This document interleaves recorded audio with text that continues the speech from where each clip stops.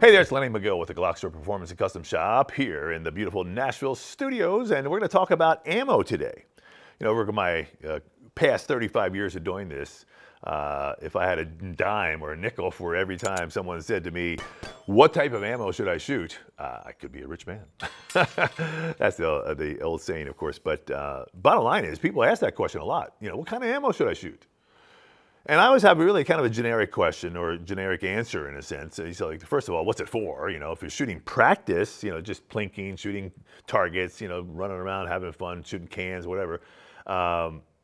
Obviously, you don't want to shoot the expensive ammo. And so you're going to want to shoot a full metal jacket or a ball ammo, which looks like this. So you can see the full metal jacket means that the bullet itself, the lead projectile, is encased either a brass or a copper alloy or some type of metal that really just encases the whole thing. Now, the challenge with this bullet is that it has a tendency to penetrate and go through and not expand because of the shape of the bullet and the fact that it is, in fact, covered with some type of alloy material to, you know, maintain its integrity.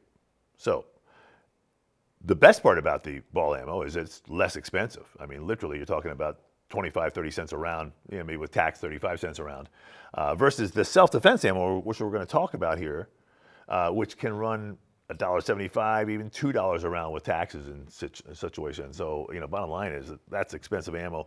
So if you're practicing, enjoying the gun at the range, ball ammo, full metal jacket ammo, FMJ is what it's called, is your choice. Now, for self-defense and 9mm ammo is what we're talking about. There's 100 different categories, 100 different, you know, selections, and I've only got, you know, 6 out here to play with and talk about right now. But this is what we carry, and this is what we have, and these are some that, you know, I've done some research on. And these are ones that are, you know, proven to be self-defense worthy. Okay, and when you talk about self-defense ammo, what we're looking for is a bullet design that will, and we're talking about, you know, shooting bodies, okay, so be aware of that. It's a self-defense ammo, okay? As the bullet enters a body, we want it to expand so it dispenses or disperses all of its energy into the target. And it doesn't have penetration, that won't have a tendency not to go all the way through. Whereas the full metal jacket, the rounded FMJ, ball ammo, what should they call it, could possibly go through. Now, it's very dynamic. We don't know what's going to happen, you know, when you shoot a body, okay? I mean, but that's an average, is that full metal jacket has a tendency to over-penetrate. Whereas the shape of these jacketed hollow points, JHP, lends itself for expansion. The bullet design over the past, say, 10, 15 years has become a science. So let's talk about the ones we have here. And I'm going to end up on this white box, which is pretty interesting, okay, because it's an interesting concept for self-defense ammo. So this one is the Federal HST, okay, and it's a jacketed hollow point. We talked about it, looked at it earlier, okay. Federal is a big brand name, it's 9mm. A couple things you're always going to look for is, okay, what is the size of the bullet? So the 124 grain.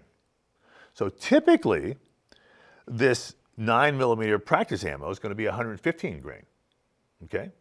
But self-defense ammo, you want a little bit more mass, okay? And 124 grain is a bigger bullet, okay? So it's got more mass. Now remember, energy, E, equals M, mass, times velocity squared, C squared. So the mass, or the size of the bullet, really matters. Hence, that was always the big conversation about 9mm versus 45. You know, the 45 is a bigger bullet, but the 9mm has higher velocity. So which one was more effective? And back in the early days, you know, before these bullet designs came out, really the 45 was the winner.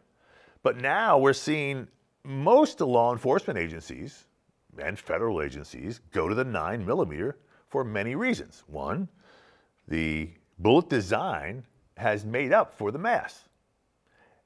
And in fact, they're finding that these are more effective than, say, a larger bullet. and easier controlled, easier shot because it's a lighter bullet, but it's also, less recoil, and lighter in weight to carry and to walk around with. So you can carry, say, 15 rounds or 17 rounds of 9mm at the same weight as 13 or 12 rounds of 45. Don't do the math on that, I'm kind of guessing, okay? But the concept is you can carry more 9mm than you can 45 for the same weight. All right, so that's one of the reasons a lot of people are going to 9mm. And also now because, like I said, these bullet designs, the way they've designed the bullets, have really evened the playing field for the velocity concept versus mass concept. All right, so here's the HST. Here's another one. I'm going to go ahead and line all these up so we can get a close-up shot of all of them together. This is just an S&B jacketed hollow point. It's, what is it, 115 grain. This is a 115 grain bullet. Now, here's a really interesting one. This is the Critical Defense by Hornady. And Hornady, is a really big manufacturer, and they've done a lot of research. They've got a whole bunch of different ammos. So Critical Defense is kind of geared towards civilians and home defense. This one is 115 grain as well. And it's got their, kind of patented little red plastic piece inside the jacketed hollow point, which I believe they feel helps it expand better. I'm sure they've done their testing. So here's a Critical Duty, okay? Now Critical Duty is also a Hornady product. Critical is kind of their nomer, but this Duty line is actually a larger bullet, okay? 135 grain. So we've seen 124, 115, and now here's 135 in a 9mm, which is kind of unusual, to be quite honest. But it is a plus P, so it's got lots of velocity. Okay, so it means the muzzle velocity is 1,070 feet per second, where most of this 9mm is going to be pushing around just around 970, maybe 950, maybe 1,000. I've seen some 9mm going out at 1,100. This one is a little heavier bullet, so it's going out at 1070, right out of the muzzle. And so again, the bullet design is similar to the Critical Defense, but you can actually feel the weight difference. Even though everything's the same size, you can actually feel the weight difference of this bullet versus this bullet. It's that much more significant. And again, that mass makes a difference. Here is the Remington Golden Saber. Now, this stuff's been around for a while. They call it a bonded concept, which is one of their claims to fame. You can see what they've done here on this bullet head. They've kind of twisted the opening sides there. Again, these guys do a lot of testing, and they want to have something unique and different. And so the idea is that they've got something that's different. And Remington's a big manufacturer. I'm sure it's great stuff. The Remington Bonded is a jacketed hollow point, of course. Let's see here, where does it say what the size of this thing is? Bullet is 124 grain. And now, the last one, which is pretty phenomenal. Now, this one's really interesting. This is done by a local guy, just really close here to Nashville. He walked in one day and said, "Look, I've got something unique. I got something special. I want to show you guys." And there's a couple reasons it's unique and special. And it's a Pilgrim Ammo. Okay, it's a self-defense ammo. All right, it's expensive, just like all this other stuff, but it goes 2,000 feet per second. All right, now why does it do that? Well, it's a plus P for one. Okay. Let me get this guy over here. Let me show you what this bullet looks for. But the bullet size is only 50 grains. Now, compare that to the 115 or the 124, and again, I believe the Critical Duty is also available like at 147. So there's a whole bunch of different options available. There's a 135 I showed you there. But 50 grains is a difference, and you're going to ask yourself, well, wow, what's going on there? But again, let's look at that formula. The energy that is displaced is mass times velocity squared. Okay, so the velocity is almost more important than the mass.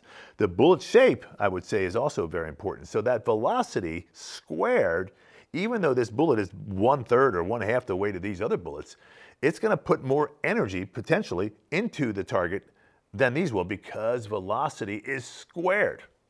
So if it's twice the velocity but it's squared, it's going to really throw the energy much higher And just do the math. And that's what the claim to fame to this is. Now, the other nice thing about this 50 grain bullet is it's super light. So for concealed carry, again, you know, you're carrying a gun all day long, the lighter the better. Even for duty guys, you know, officers, the lighter the better. However, you know, I mean, again, you know, there's always that debate. Is it the size of the bullet versus the velocity? What is better? You know, and so, you know, again, everybody has done their own research. This stuff is, you know, pretty smart because it does have higher velocity. It's snappy, but at the end of the day, it's only a 50 grain bullet. So it's not that snappy, and plus it's easy to carry. So lots of things to consider. What we're going to do is we're going to do a quote unquote non-scientific test. We're going to take these out to the farm, and we're just going to shoot some water bottles and just see what happens. Okay, so I've got, you know, 6 of these, and I've got my control piece is the full metal jacket. I've got 6 brands of jacketed hollow point ammo. So we want to take them out to the farm. We're going to shoot some water bottles and just see what happens. Because, you know, again, you know, it's really, a lot of this is marketing and personal preference and, you know, oh, I like Remington, oh, I like Federal, whatever, you know. And of course, a lot of it's going to be what's available. Because this stuff is, you know, relatively hard to find sometimes, you know, as far as the self-defense ammo. So we do have it here in the store, and we do, you know, stock these items because these are the ones I've done some research on, and these are the ones that are kind of at the top of the heap as far as self-defense ammo goes. But let's go out to the farm and see which one makes the biggest splash. Okay, as promised, we're here at the farm today. It's a beautiful day. It's actually rained on the way down, but now the sun has come out, and that's Tennessee for you. But we are going to test this ammo with our exploding water jug. And the concept is it's a non-scientific test, but we want to see if there's, you know, more energy dispersed based upon the bullet shape and the bullet weight and the bullet velocity, et cetera, et cetera, et cetera. So, first things first, everybody's got their eyes and ears on. I'm going to put my eyes on, and I'm going to put my ears on. And we're going to load up, and we're going to shoot ball ammo into the jug down here at, you know, probably about 7 yards. So I hope I don't miss. Okay, here we are, like I said. One shot right in that label. With the ball ammo, not a lot of action there. It's certainly a hole, and it's pouring out like so. Shot it right here. Pretty clean on the way in, you know, fairly large on the way out.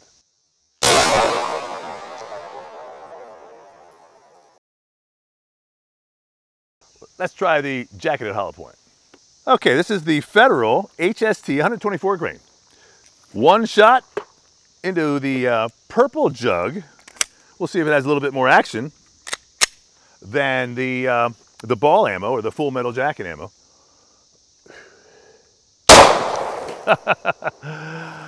Yes, I'd say it has a little bit more action.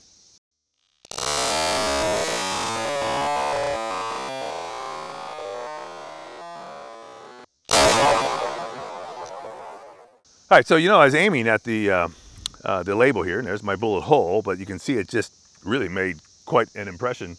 I guess the bullet shape is making a difference. Okay, next up is the critical defense, the Hornady critical defense, and this is like the civilian ammo. I'm gonna get excited now because the HST did such an amazing job, but let's see what happens with this bullet shape, this bullet size, here on that red water jug.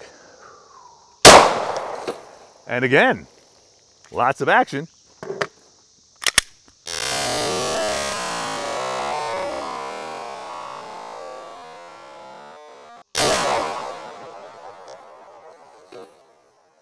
You know, my bullet shot is basically right here on this label, just under the label, and it just tore out the entire bottom.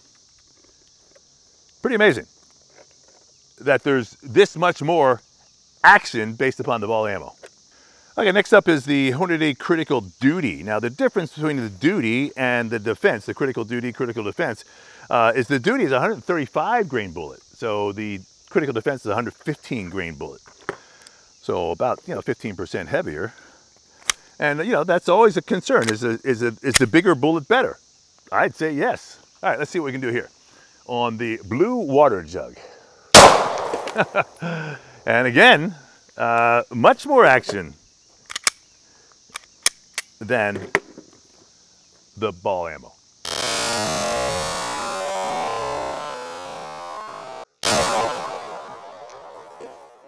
Well, this one I hit centered up there, right there it is. There's the bullet hole. You can see it kind of just really had a lot of impact on the way in, and on the way out, of course, is blowing out a hole. Pretty amazing. Let's move on. All right, next up is the S&B. This is the least expensive of all the ammos that we're trying. It's also 115 grain. It's a smaller bullet, but it is full metal jacket. And again, you get 50 rounds for basically the same price as these other ones at 20 and 25 rounds. Still not cheap, but it is a jacketed hollow point. And it's a 115 grain bullet, S&B. That's pretty impressive. Actually, a lot of action on that.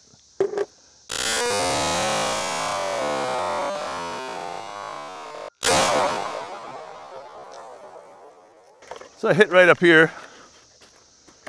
Right there's the bullet hole, and you can see it was more on the right side, and that thing just split open. So yeah, it was a lot more action there than I anticipated with that smaller bullet and the least expensive ammo. All right, we've saved the Pilgrim ammo for last. Remember, this is the one with the 2,000 feet per second velocity, but it's only got a 50 grain bullet. So I'm really anxious to see what happens and how it responds, or how the target responds to the impact, because again, velocity is key, is king.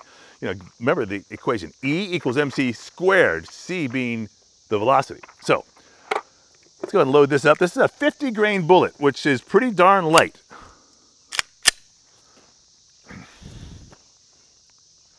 Come back here to my spot. Here we go.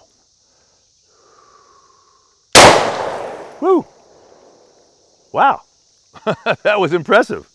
I will say that it came back more than I thought it would.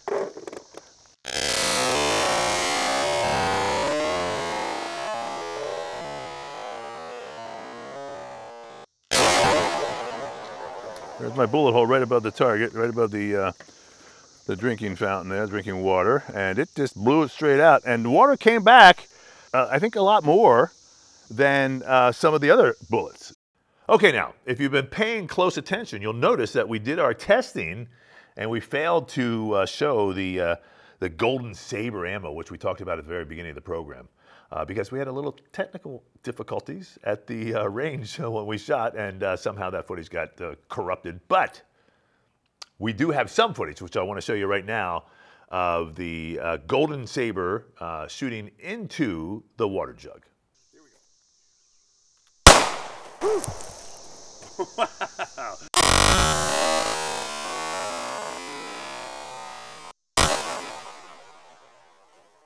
Okay, so you saw the Golden Saber seemed to be one of the top contenders as far as the impact or explosion on the water bottle.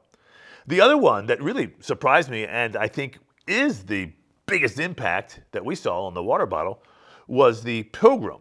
Now, these two bullets are really interesting. You know, they're both hollow points, of course, but the Pilgrim is a 50 grain bullet, whereas the Golden Saber that we tested was 147 grain.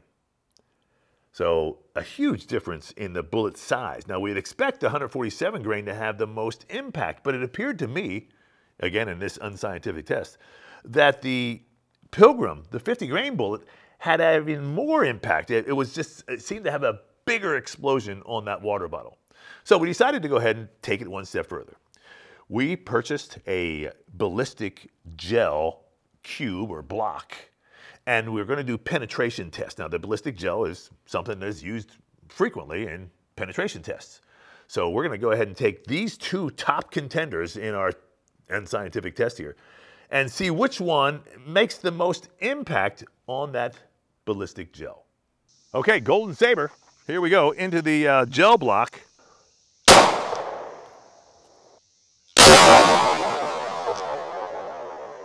What's really interesting how this thing works is that there's a tiny little hole and there's the penetration all the way down to here. And the bullet gets stopped right to here, basically. Right there's the bullet. So there's the the full deal. You can almost see what's really interesting here too. You can see like a twist. But okay, now I'm going to switch it around to the other side, and we're going to shoot the Pilgrim ammo on the other side of it. Here we go with the Pilgrim ammo into our gel block.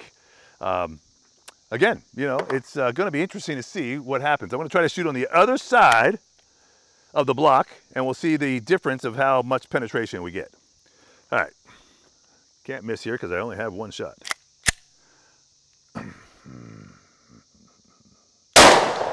Oh, there it goes.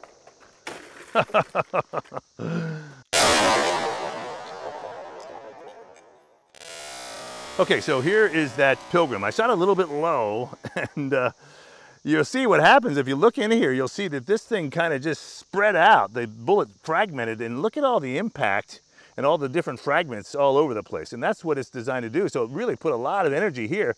It put so much energy that it actually broke the table. If not, you know, one of the fragments came down and broke the table. This is, you know, pretty solid plastic, but the penetration was only about here compared to that Golden Saber went all the way back here, which is interesting because, again, all the energy gets dumped into the body versus going through. You know, because that's pretty thick. You know, I mean, if I'm standing here like that, you know, that's going to go all the way through. But here, it's basically just, you know, dumping everything here. But what's really fascinating, if you can look up from the top here, I mean, you can really see how this bullet just fragmented and went every direction. So in my mind, you know, again, this is being a very unscientific test, but there's a couple really neat advantages of this Pilgrim ammo versus the 147 grain. Now, the 147 grain is, you know, it's a powerful round, right? But this Pilgrim ammo for self-defense, like I said, the advantages. One, it's lighter, so you can carry it all day long without having, you know, that extra weight. It's a third the weight of the Golden Saber. That's a big deal when you are carrying a gun all day long. It did not over-penetrate.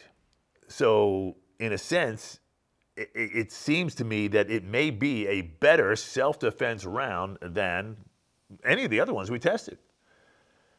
And the fact is, it has so much energy that because of the velocity, that it basically just gave more impact than any of the other rounds we tested. I think you can see that on the water jug, and you can certainly see it on this ballistic gel.